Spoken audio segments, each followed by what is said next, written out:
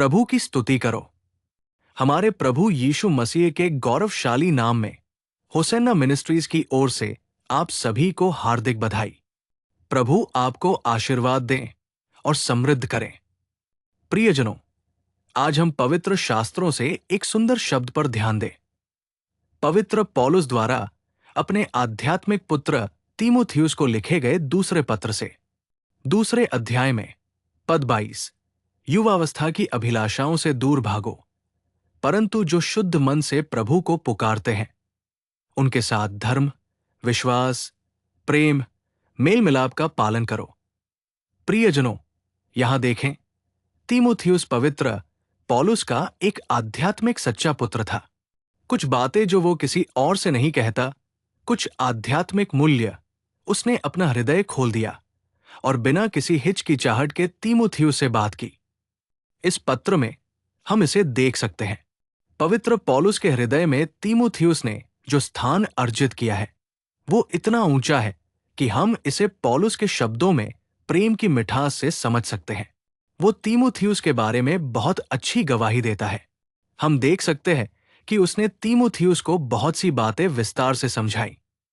खास तौर पर मैं यहां आपके साथ जो वचन साझा करना चाहता हूं वह है, युवावस्था की वासनाओं से भागो। चूंकि तुम एक जवान आदमी हो, अगर कोई पाप या परमेश्वर की अवज्ञा है तो उससे भागो, वहां मत रहो। हम समझते हैं कि वह उसे एक पिता की तरह आध्यात्मिक बेटे को चेतावनी दे रहा है। कुछ परिस्थितियों में हम जो करते हैं वो ये है, हम उन चीजों से भागते हैं जिनसे हमें लड़ना चाहिए और उन चीजों में खड़े होकर लड़ते हैं जिनसे हमें भागना चाहिए। ये कहने में कोई संदेह नहीं है कि ये आध्यात्मिक विवेक की कमी के कारण है, क्योंकि वचन में हम पढ़ते हैं, शैतान का विरोध करो, अच्छी लड़ाई लड़ो। लेकिन जब पाप, सांसारिक इच्छाओं या परमेश्वर के प्रति अवज्ञाकारी किसी भी चीज की बात आती है तो हमें लड़ना नहीं चाहिए बल्कि भागना चाहिए। ये सबसे अच्छा तरीका है। अगर हमारे पास वो समझ नहीं है तो क्या होता है, हम ऐसी परिस्थितियों में खड़े होते हैं जहां हमें भाग जाना चाहिए। इसे परखने की कोशिश करते हैं, सोचते हैं कि चलो देखते हैं क्या होता है, और बेवजह लड़ते हैं और जाल में फंस जाते हैं। साथ ही जिन चीजों से हमें लड़ना चाहिए हम भाग जाते हैं और हार का प्याला पीते हैं और असफलता का बोझ ढोते हैं। हमारे भीतर यही चलन हो रहा है। जिन चीजों से हमें भागना चाहिए उनसे भागना नहीं और अनावश्यक मामलों में भागना, ये क्या है? क्या ये हमारी मूर्खता नहीं है? अगर हम अपने पूर्वजों के जीवन को देखें तो हम यहां वहां ऐसी छायाएं और दरारें देख सकते हैं। उदाहरण के तौर पर मैं आपको 3 या 4 लोगों की याद दिलाता हूं। अगर आप योना अध्याय 1 पद 3 पढ़े तो आप देखेंगे कि वो प्रभु की उपस्थिति से तर्शीश भाग गया। देखें कि वो कहां से भाग रहा है। जब कहा जाता है कि जवानी की वासनाओं से भागो या पाप से भागो, तो यहां एक ऐसा व्यक्ति है जो यहोवा की उपस्थिति से भाग रहा है। मैं इसी बारे में बात कर रहा था। उन चीजों से भागना जिनका आपको सामना करना चाहिए और उन चीजों का सामना करना जिनसे आपको भागना चाहिए। योना किस स्थिति में है? वो परमेश्वर के वचन को अस्वीकार कर रहा है, परमेश्वर की योजना को पहचानने में असमर्थ है, परमेश्वर की इच्छा के आगे झुकने को तैयार नहीं है और यहोवा की उपस्थिति से भाग रहा है। प्रिय, आप सभी योना की कहानी अच्छी तरह से जानते हैं। मुझे इसे फिर से विस्तार से समझाने की आवश्यकता नहीं है। भजनहार दाऊद ने एक बार कहा, मैं तेरी उपस्थिति से कहाँ भाग सकता हूं? मैं तेरी आत्मा से कहाँ जा सकता हूं? फिर भी योना को देखो, क्या कोई परमेश्वर की उपस्थिति को छोड़ता है? क्या कोई परमेश्वर की उपस्थिति से भागता है? परमेश्वर की उपस्थिति से भागने वाला पहला व्यक्ति आदम था। उसकी स्थिति क्या थी? परमेश्वर की उपस्थिति में एक आनंदमय, रमणीय, आरामदेह, शांतिपूर्ण स्थान से वो नीचे आया और उस बगीचे से भाग गया। उसे किसका सामना करना पड़ा? कांटे, ऊंटकटारे, पसीना, कड़ी मेहनत। उसे पेड़ों के फल के बजाय भूमि की उपज खानी पड़ी। योना अब क्या कर रहा है? वो वही करता है जो उसे पसंद है। अगर उसे अच्छा लगता है तो वो उसे स्वीकार करता है। अगर उसे अच्छा लगता है तो वो उसे उत्सुकता से करता है।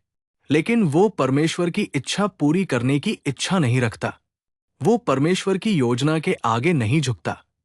वो परमेश्वर के विचारों को पूरा करने के लिए प्रतिबद्ध नहीं है। परमेश्वर के प्यारे बच्चों, भयानक बात यह है यहोवा की उपस्थिति से भागना।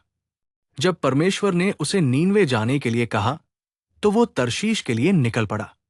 परमेश्वर ने जो गंतव्य दिया वो अलग था, लेकिन योना ने जो मार्ग चुना वो अलग था।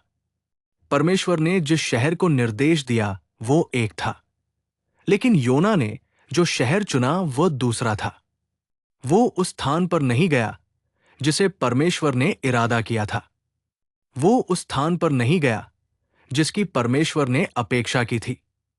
उसने अपने लिए एक स्थान चुना और वहां जाने के लिए निकल पड़ा। एक बार अगर हम अपने व्यक्तिगत अनुभवों के प्रकाश में योना के जीवन की जांच करें तो आज हम सावधान रह सकते हैं कि ऐसी कमजोरियां हमारे अंदर न आए।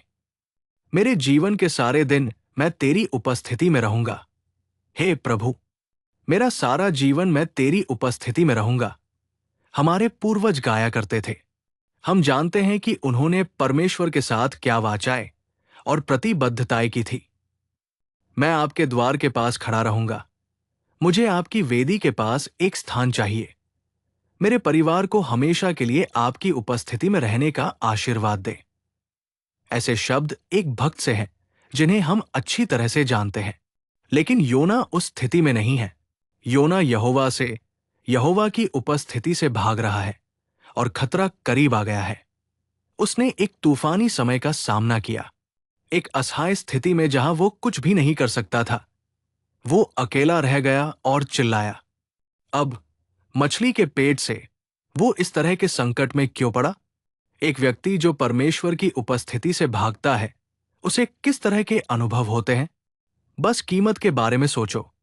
जब अभिमान आपको इस विचार से मदहोश कर देता है कि मैं कुछ हासिल कर सकता हूं, मैं कमा सकता हूं, मैं गोदाम बना सकता हूं, मैं दूसरों को किराए पर दे सकता हूं, और पैसा आपको ऊपर उठाता है, तो आप अहंकार के घोड़े पर सवार हो सकते हैं। लेकिन इसका परिणाम क्या है? परिणाम क्या होगा? क्या ये ऐसी चीज नहीं है जिसके बारे में हमें सोचना चाहिए? मेरे प्यारे भाइयों और बहनों, योना में हम उस काले बिंदु को देखते हैं। वो यहोवा की उपस्थिति से भाग गया और उसके बाद उसने जिन सभी परेशानियों का सामना किया वे छोटी नहीं थी। इसी तरह हमें भी परमेश्वर के वचन के प्रकाश में अपने जीवन को सुधारने के लिए आगे आना चाहिए। मैं आपको एक और व्यक्ति याकूब की याद दिलाता हूं। हम उत्पत्ति 27:43 में याकूब के बारे में पढ़ते हैं। अब हे मेरे बेटे, मेरी बात मान, उठ, हारान में मेरे भाई लाबान के पास भाग जा। ये अनुभव क्या है? ये उसकी मां ही है जो उससे कह रही है, तू यहां से उठकर हारान में मेरे भाई लाबान के पास भाग जा। घर से भागने की जरूरत क्यों पड़ी? क्या याकूब तंबू में रहने वाला नहीं था? क्या वो अपनी मां की छत्र छाया में पलाबड़ा बेटा नहीं था? तब तक वो अपनी मां की साड़ी का छोर पकड़कर तंबू की छाया में इधर उधर घूमता रहता था। लेकिन आज वो रेगिस्तान में रहने वाला बन गया है, थका हुआ, थका हुआ, थका हुआ, हाथ में एक छोटी सी छड़ी पकड़े हुए। जैसे ही सूरज ढला, उसने एक पत्थर को तकिया बनाकर सो गया। हालांकि वहां बहुत से पत्थर थे, ऐसा लग रहा था जैसे वहां कोई था ही नहीं। देखभाल करने वाली मां अब दूर खड़ी थी और आराम की कमी, परेशानी के साथ सोते हुए वो अकेला रह गया था। ये थोड़ा दर्दनाक इतिहास है। ऐसी परिस्थितियां क्यों पैदा हुई? एक व्यक्ति जिसे अपने घर में शांति से खाना और आराम करना चाहिए था, आज रेगिस्तान में अकेला और परेशान है। उसके सामने ऐसी कठोर परिस्थितियां क्यों आईं? मेरे प्यारे ईश्वर के बच्चों, याकूब से सीखने के लिए बहुत कुछ है। जब कोई ईश्वर के घर से निकलता है तो उसे भोर नहीं बल्कि अंधकार घेर लेता है। उस छोटे बेटे के बारे में सोचिए जिसने अपने पिता का घर छोड़ा। क्या वो हासिल कर पाया जिसकी उसे उम्मीद थी? क्या वो हासिल कर पाया जिसकी उसे उम्मीद थी? क्या उसे अपने प्रयासों के अनुपात में कोई पुरस्कार मिला? नहीं। जो बचा वो था कठिनाई, आंसू। और जब कठिन परिस्थितियां उस पर आई तो वो अपना पेट भरने का कोई रास्ता नहीं खोज पाया। वो खाने के लिए भी संघर्ष करने लगा। जब कोई पिता के घर या तंबू से दूर हो जाता है तो क्या होता है? मेरे प्यारे भाइयों और बहनों, ये सभी दर्दनाक अनुभव हैं जो हमारे दिलों को चोट पहुंचाते हैं और गहन चिंतन को प्रेरित करते हैं। याकूब, जो एक तंबू में रहने वाला था, भाग गया। उसने कितनी कठिनाइयों का सामना किया। जिस व्यक्ति को उसके जीवन में आना था वो नहीं आया, इसके बजाय कोई और आया। ऐसा लग रहा था कि उसका जीवन किसी भारी बोझ के नीचे आगे बढ़ रहा है। ये ऐसे अनुभव हैं जिनके बारे में हमें सोचना चाहिए, समझना चाहिए और सावधानी से कदम उठाने चाहिए। ये कहना सही नहीं है, मेरे भगवान ने मुझे भगा दिया है, वो मुझे कष्ट दे रहा है, वो मुझे पीड़ा दे रहा है। ये हमारी बुरी आदत है, अपने कार्यों का दोष भगवान पर डालना। हम कहते हैं, भगवान मेरी परीक्षा ले रहे हैं, भगवान मेरी जांच कर रहे हैं, भगवान ने मेरा हाथ छोड़ दिया है। ये अर्थहीन, निरर्थक शब्द है जो हम बोलते हैं। नहीं, नहीं, नहीं, नहीं।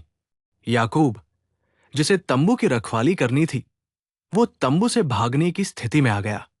इसके बारे में सोचिए। उसके जीवन में लगभग 20 साल का काला दौर। मिस्र के राजा फिरौन ने याकूब से पूछा, तुम कितने साल के हो? याकूब सीधा जवाब नहीं दे सका। उसने कहा, हां, मैंने बहुत दिन जिए हैं, लेकिन मेरी तीर्थयात्रा के दिन कम और बुरे हैं। क्यों? क्योंकि बहुत समय बर्बाद हो गया, बहुत साल बर्बाद हो गए। जो काम करने चाहिए थे वे अधूरे रह गए, और जो काम नहीं करने चाहिए थे वे भी हो गए। वो वहां नहीं रुका जहां उसे रुकना चाहिए था, वो वहां गया जहां उसे नहीं जाना चाहिए था। इसलिए वो फिरौन के सामने दुख में खड़ा था, ये कहने में असमर्थ था, ये वो दिन है जब मैंने जिया और मेरा जीवन सार्थक था। मेरे प्यारे भाइयों और बहनों, भागने से कोई कहां पहुंचता है? उसने क्या उम्मीद की थी? उसे क्या हासिल हुआ? हम याकूब की गवाही सुनते हैं। वो कहता है कि वो रात में ओस से भीगा था, दिन में सूरज की रोशनी से झुलसा था। बस इतना ही, है ना? अगर कोई तंबू छोड़ता है, घर छोड़ता है, घर छोड़ता है, तो यही होता है। हमें सोचना चाहिए। ये सभी कारण हैं कि हमें सतर्क रहना चाहिए ताकि ऐसी बातें हमारे भीतर न उठें। मैं एक और व्यक्ति के बारे में बात करना चाहता हूं। एक ऐसा व्यक्ति जिसके लिए परमेश्वर के पास एक महान योजना थी। उसका नाम मूसा था। परमेश्वर के पास उसके लिए एक महान योजना थी। वो प्रतिज्ञा के बच्चे के रूप में पैदा हुआ था। लेकिन क्या आप दुखद बात जानते हैं? जिसे मिस्र से लाखों, सैकड़ों हजार लोगों को लाना था, उसने एक को लाने की कोशिश की। यह कितना भयानक है! वास्तव में यह कितना भयानक है! परमेश्वर की योजना क्या थी? परमेश्वर मूसा को लाखों पीढ़ियों का उद्धार करने की शक्ति वाले नेता के रूप में देख रहा था।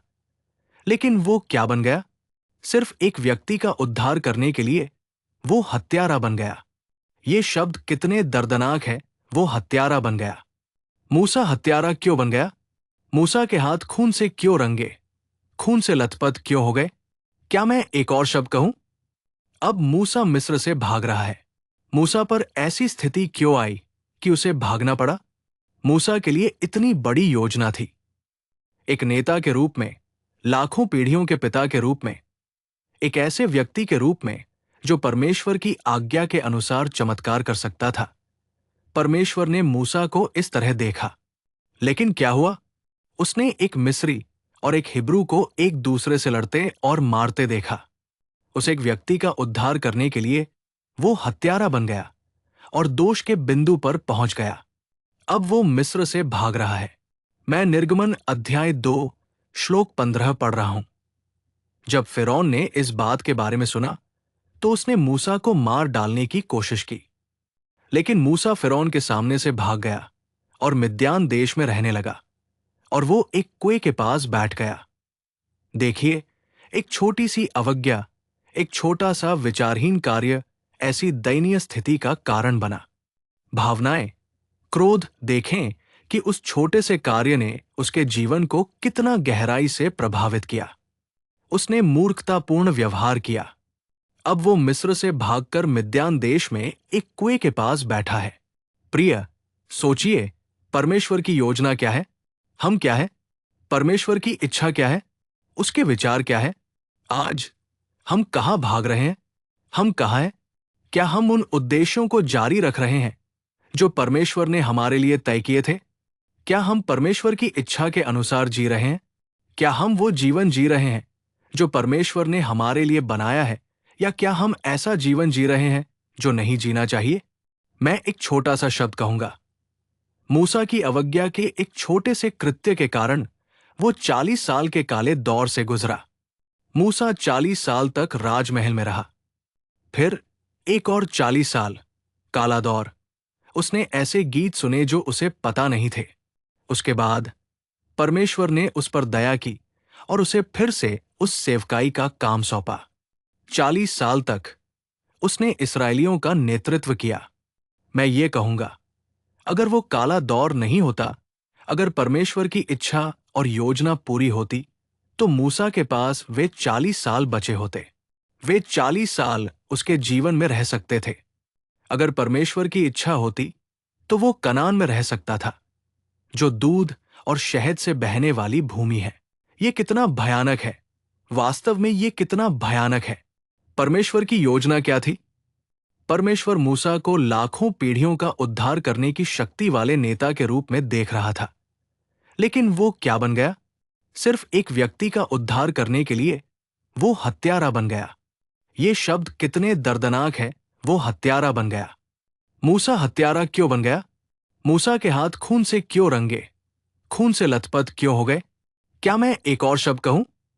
अब मूसा मिस्र से भाग रहा है। मूसा पर ऐसी स्थिति क्यों आई कि उसे भागना पड़ा? मूसा के लिए इतनी बड़ी योजना थी। एक नेता के रूप में, लाखों पीढ़ियों के पिता के रूप में, एक ऐसे व्यक्ति के रूप में जो परमेश्वर की आज्ञा के अनुसार चमत्कार कर सकता था। परमेश्वर ने मूसा को इस तरह देखा। लेकिन क्या हुआ? उसने एक मिस्री और एक हिब्रू को एक दूसरे से लड़ते और मारते देखा। उस एक व्यक्ति का उद्धार करने के लिए वो हत्यारा बन गया और दोष के बिंदु पर पहुंच गया।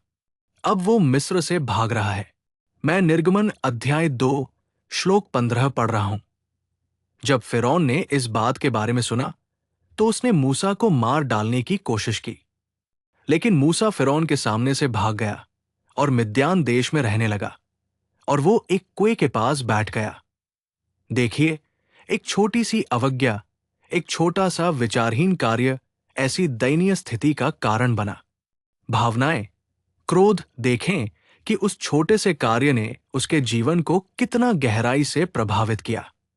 उसने मूर्खतापूर्ण व्यवहार किया। अब वो मिस्र से भागकर मिद्यान देश में एक कुएं के पास बैठा है। प्रिय, सोचिए, परमेश्वर की योजना क्या है? हम क्या है? परमेश्वर की इच्छा क्या है? उसके विचार क्या है? आज हम कहाँ भाग रहे हैं? हम कहाँ हैं? क्या हम उन उद्देश्यों को जारी रख रहे हैं जो परमेश्वर ने हमारे लिए तय किए थे? क्या हम परमेश्वर की इच्छा के अनुसार जी रहे हैं? क्या हम वो जीवन जी रहे हैं जो परमेश्वर ने हमारे लिए बनाया है, या क्या हम ऐसा जीवन जी रहे हैं जो नहीं जीना चाहिए? मैं एक छोटा सा शब्द कहूंगा।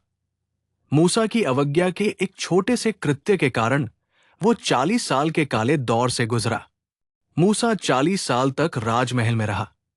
फिर एक और 40 साल काला दौर। उसने ऐसे गीत सुने जो उसे पता नहीं थे। उसके बाद परमेश्वर ने उस पर दया की और उसे फिर से उस सेवकाई का काम सौंपा। 40 साल तक उसने इस्राएलियों का नेतृत्व किया। मैं ये कहूंगा, अगर वो काला दौर नहीं होता, अगर परमेश्वर की इच्छा और योजना पूरी होती, तो मूसा के पास वे 40 साल बचे होते। वे 40 साल उसके जीवन में रह सकते थे। अगर परमेश्वर की इच्छा होती, तो वो कनान में रह सकता था, जो दूध और शहद से बहने वाली भूमि है। उसने 40 साल बर्बाद कर दिए। उसने अपने हाथों से भागने की स्थिति पैदा की। परमेश्वर के प्यारे बच्चों, अगर हम विवेक वाले लोग हैं तो हम सावधानी से कदम उठा सकते हैं। हम आध्यात्मिक रूप से मजबूत हो सकते हैं और हम परमेश्वर की इच्छा के अनुकूल लोगों में बदल सकते हैं। यह कुछ ऐसा है जिसे हमें महसूस करना चाहिए। अंत में मैं आपको एक और छोटी सी बात याद दिलाना चाहता हूं। मैं उत्पत्ति अध्याय 16 श्लोक 6 पढ़ रहा हूं। परंतु अब्राम ने सारै से कहा, देख, तेरी दासी तेरे हाथ में है, जो तुझे अच्छा लगे वही कर। और जब सारै ने उसके साथ बुरा व्यवहार किया, तब वो उसके सामने से भाग गई। सारै, जो मां बन गई, ने हागर के साथ बुरा व्यवहार किया। उस कठिनाई के कारण वो जंगल में भाग गई। हागर की कहानी में सोचिए कि परमेश्वर की इच्छा क्या थी। परमेश्वर की योजना हागर को एक महान राष्ट्र बनाने की थी, उसे एक पीढ़ी में बदलने की थी। ये ईश्वरीय योजनाएं हैं, वे हमेशा हमारे छोटे दिल या समझ को दिखाई नहीं देती है। जब सारै ने उसे थोड़ी परेशानी दी तो वो भाग गई। कुछ लोगों की भी यही आदत होती है, जब भी कोई मुश्किल आती है तो वे घर से भाग जाते हैं। भागने के बाद क्या होता है? 4 दिनों के बाद उन्हें वैसे भी वापस लौटना होगा। यही मानसिकता है। स्वर्गदूत ने रास्ते में हागर से मुलाकात की। मैं श्लोक 8 पढ़ रहा हूं। हे सारै की दासी हाजिरा, तू कहां से आई है और कहां जा रही है? उसने उत्तर दिया, मैं अपनी स्वामिनी सारै के सामने से भागती हूं। श्लोक 9, और प्रभु के दूत ने उससे कहा, अपनी स्वामिनी के पास लौट जा और उसके वश में हो जा। बस इतना ही, है ना? भगवान क्या कहते हैं?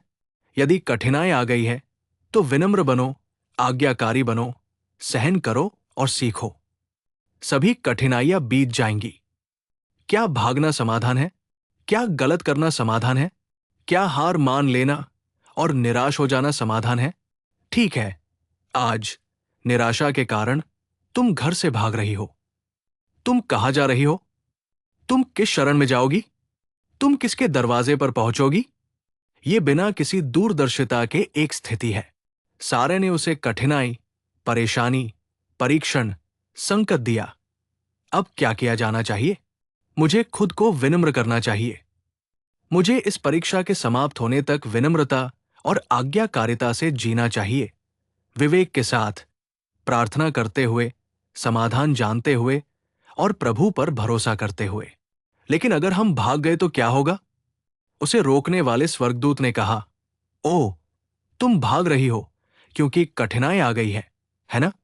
सारे तुम्हें परेशान कर रही है ना? मुझे पता है। अब किसी और के पास जाओ। सारे के पास वापस मत जाओ। इस तरफ जाओ। क्या स्वर्गदूत ने ऐसा कहा? नहीं, वो ऐसा कैसे कह सकता है? कठिनाई आई इसलिए तुम भाग गए। फिर कौन है जिसने कठिनाई का सामना नहीं किया है? कौन है जो परेशान नहीं हुआ है? दुनिया में कोई भी व्यक्ति बिना कठिनाई के क्यों रहेगा? हम कहां जा सकते हैं जहां कोई परेशानी न हो? हम कहां जा सकते हैं जहां कोई कठिनाई न हो?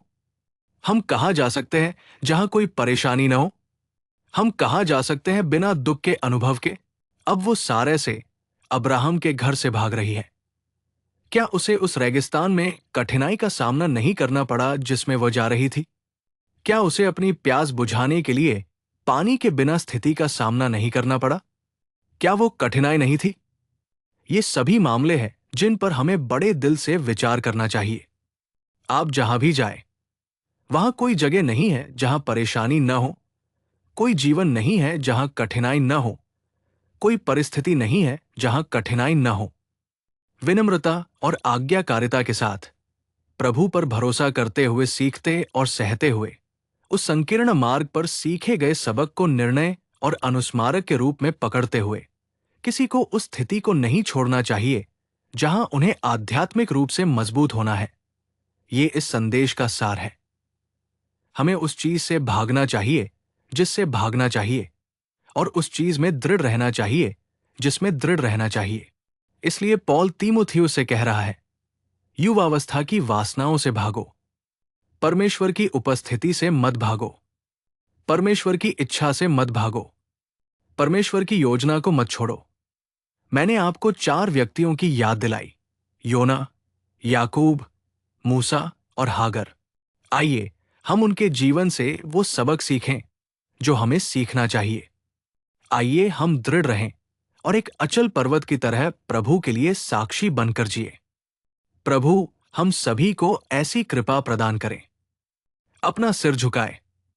आइए हम एक छोटी सी प्रार्थना करें। हे प्रभु, जीवनदाता, हम आपको धन्यवाद देते हैं।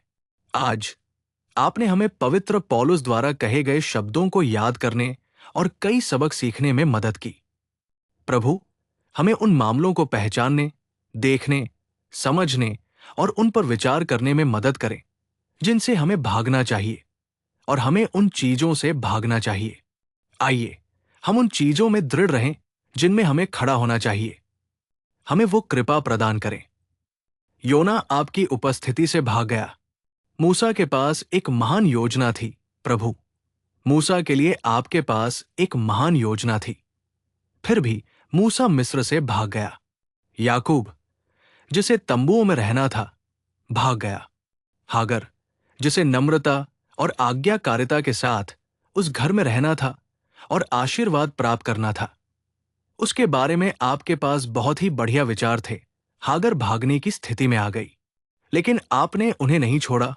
प्रभु, आपने उन्हें बचाया। आज भी आप हमें बचा रहे हैं और हमारी रक्षा कर रहे हैं। हमें विवेक के साथ जीने में मदद करें। आइए हम सही कदम उठाने के लिए प्रबुद्ध हृदय और प्रबुद्ध मन वाले लोग बने। हम खुद को आपके हाथों में सौंपते हैं। यीशु के नाम पर हम प्रार्थना करते हैं और मांगते हैं। आमीन, आमीन। प्रभु आपको आशीर्वाद दें और समृद्ध करें। मेरा ईश्वर आपको इस पूरे दिन असाधारण अनुग्रह प्रदान करे। आमीन। दैनिक अनुग्रह से भरे संदेशों और अधिक आध्यात्मिक सामग्री के लिए कृपया हमारे YouTube चैनल को सब्सक्राइब करें।